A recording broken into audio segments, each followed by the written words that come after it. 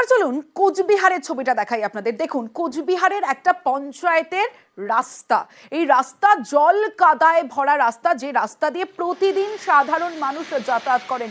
ভাবুন, সামান্য বৃষ্টিতে যদি এই অবস্থা হয় তাহলে কতটা ভোগান্তি সাধারণ মানুষের। যে ছবি আপনারা দেখছেন, কোচবিহারের চকচকা পঞ্চায়েতের 272 নম্বর বুথে বেহাল রাস্তা। আর এই জন্য রাস্তা সারের দাবি স্বাভাবিকভাবে তারা করবেন। বিক্ষোভ দেখান আজ তারা, স্থানীয় বাসিন্দারা, ছোট ছোট বাচ্চারা, তারাও বিক্ষোভে সামিল হন বড়দের সঙ্গে।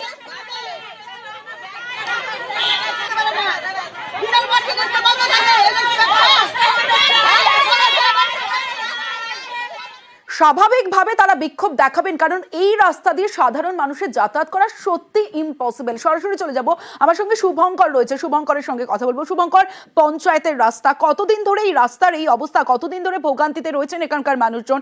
কেন পঞ্চায়েতকে জানিয়েও এখনো সুরাহা হয়নি? পঞ্চায়েত কি বলছে?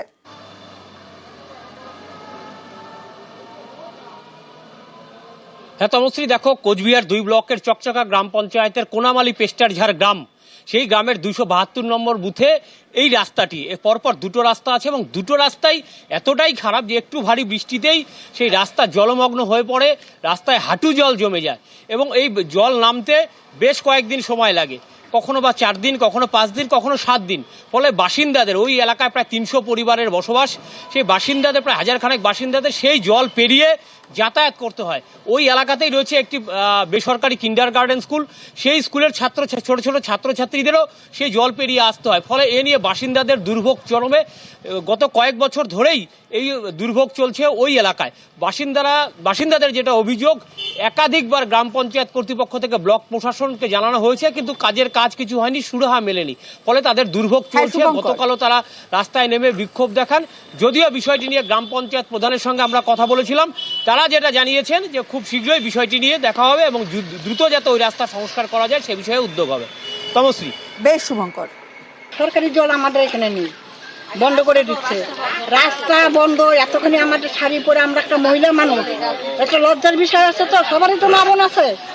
আমরা রাস্তা দিয়ে যেতে পারি না, বাজারে যেতে পারি না, কাজকর্ম যেতে পারি না, কোম্পানিতে যেতে পারি না, টাউনে যেতে পারি না। আমাদের বাচ্চা কাচ্চারা স্কুল আসতে পারে না।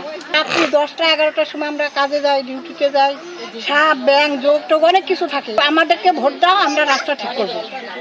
ও ভোট চলে গেল, এখন পঞ্চায়েত প্রধান ঘরের ভিতরে, মানে রাস্তার মধ্যে জল জমে আছে।